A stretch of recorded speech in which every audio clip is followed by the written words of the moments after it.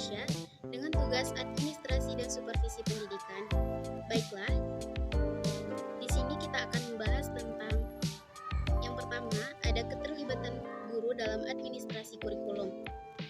Yang pertama kita akan membahas pengertian administrasi peserta didik. Yang kedua, ada proses administrasi peserta didik. Yang ketiga, ada instrumen administrasi peserta didik secara manual dan elektronik. Dan yang keempat, ada peran guru dalam administrasi peserta didik. Baiklah, yang pertama yaitu pengertian administrasi peserta didik. Administrasi peserta didik adalah proses pengurusan serta layanan dalam hal-hal yang berkaitan dengan murid di suatu sekolah, mulai dari perencanaan, penerimaan murid baru, pembinaan selama murid berada di sekolah, sampai dengan murid menamatkan pendidikannya. Yang kedua, ada proses administrasi peserta didik. Kegiatan yang dilaksanakan dalam rangka administrasi peserta didik dibagi menjadi 3 tahapan, yaitu kegiatan administrasi pada awal tahun pelajaran, administrasi selama tahun pelajaran, dan administrasi akhir tahun pelajaran. Yang pertama, kegiatan awal tahun pelajaran. Kegiatan awal tahun pelajaran yang dilaksanakan setiap sekolah adalah melaksanakan penerimaan murid baru. Penerimaan murid adalah proses seleksi dalam pencatatan murid yang memasuki sekolah tertentu setelah memenuhi persyaratan-persyaratan yang ditentukan oleh sekolah itu. Kegiatan-kegiatan dalam penerimaan murid baru ada beberapa kegiatan yang harus dilakukan. Yang pertama ada penetapan daya tampung, yang kedua ada penetapan syarat-syarat murid baru, yang ketiga ada pembentukan panitia atau petugas penerimaan murid baru. Yang kedua ada selama tahun pelajaran. Kegiatan atau langkah lebih lanjut setelah murid diterima di sekolah adalah membina murid tersebut sehingga berkembang kemampuannya secara maksimal sesuai dengan tujuan sekolah. Pembinaan murid dilakukan agar murid mengenal lingkungan tempat belajar dan dapat menyesuaikan diri dengan tuntunan sekolah.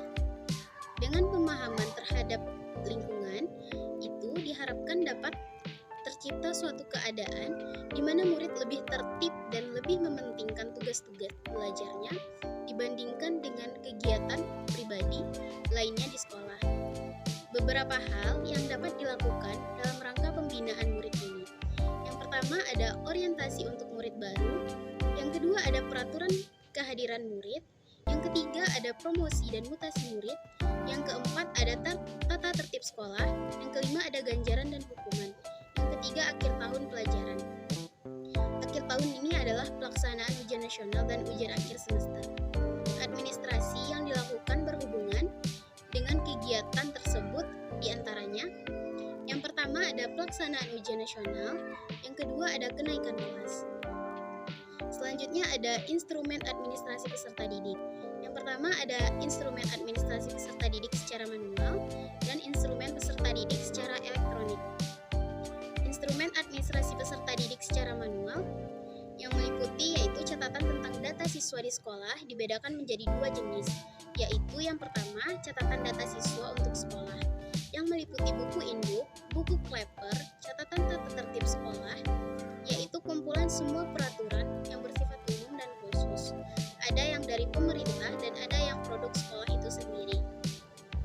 Yang kedua, ada catatan siswa untuk masing-masing kelas, yaitu buku kelas yang merupakan cuplikan dari buku induk, buku presensi kelas, buku catatan bimbingan dan konseling, buku catatan prestasi murid yang meliputi buku daftar nilai, dan buku ledger, buku rapor, dan buku mutasi.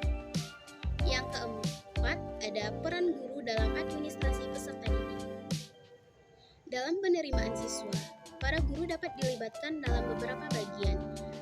Para guru dapat ditunjuk menjadi panitia yang dapat melaksanakan tugas-tugas teknis mulai dari pencatatan, penerimaan, sampai dengan pelaporan pelaksanaan tugas.